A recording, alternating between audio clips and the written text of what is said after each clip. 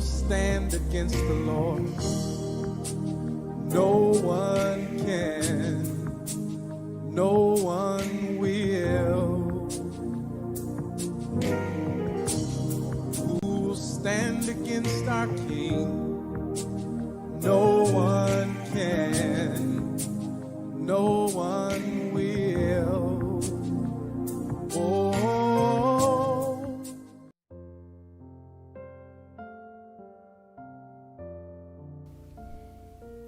Hello, children. My name is Mr. Bill. Today we're going to read a story about In God's Name. It's a book about people from around the world, boys, girls, adults, in different places, different colors, and different religions. And the book is entitled In God's Name. It's a fun book. I hope you'll enjoy it. The author of God's Paintbrush is Sandy Eisenberg Sasso, and it's illustrated by Phoebe Stone. The beginning says, "The voice of God is in the uniqueness of each and every person." The Holy One said, "Don't be confused because you hear many voices. Know that I am one and the same." Okay? Look at all this color. After God created the world, all living things on earth were given a name.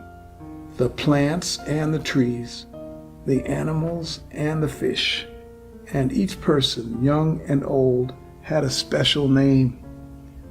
But no one knew the name of God, so each person searched for God's name. The farmer whose skin was dark like the rich brown earth, from which all things grew, called God Source of Life.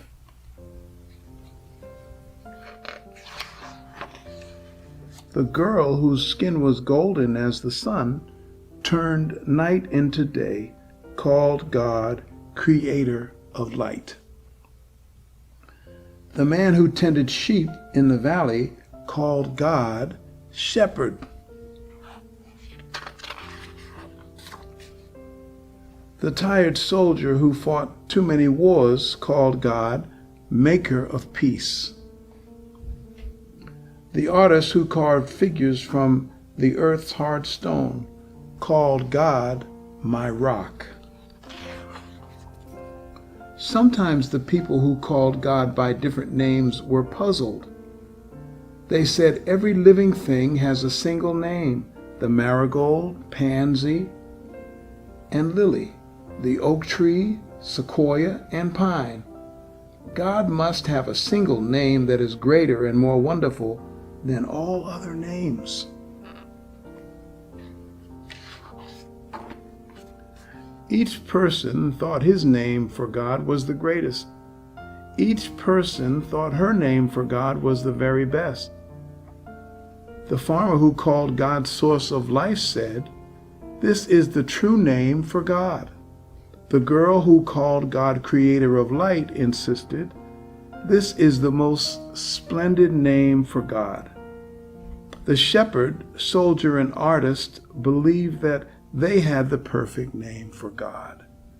But no one listened, least of all God.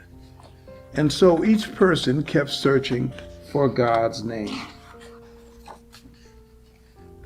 The woman who cared for the sick called God Healer.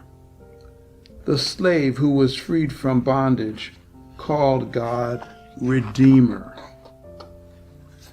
The grandfather whose hair was white with the years called God Ancient One. The grandmother who was bent with age and sorrow called God Comforter. The young woman who nursed her newborn son called God Mother. The young man who held the hands of his baby daughter called God Father.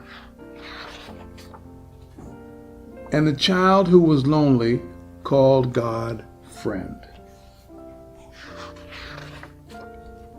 All the people called God by different names.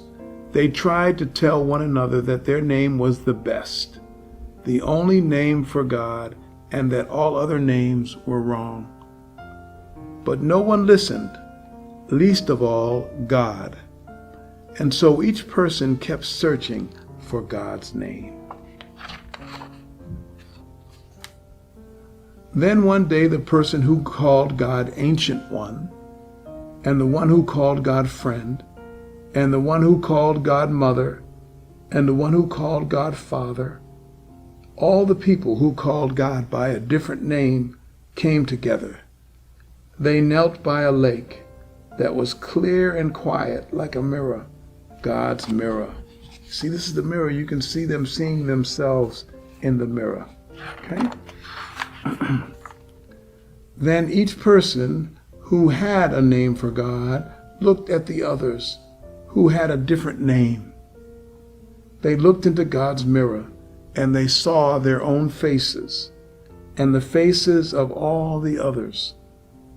And they called out their names for God: Source of life, Creator of light, Shepherd, Maker of peace, my rock, Healer, Redeemer, Ancient One, Comforter, Mother, Father, Friend, all at the same time. At that moment, the people knew that all the names for God were good, and no name was better than another. Then, all at once, their voices came together, and they called God One.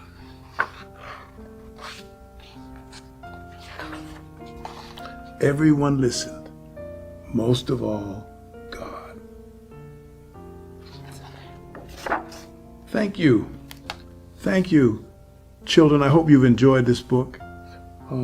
It's a book that looks at singular and brings it all together and helps all of the participants, all of humankind, to know that God is one.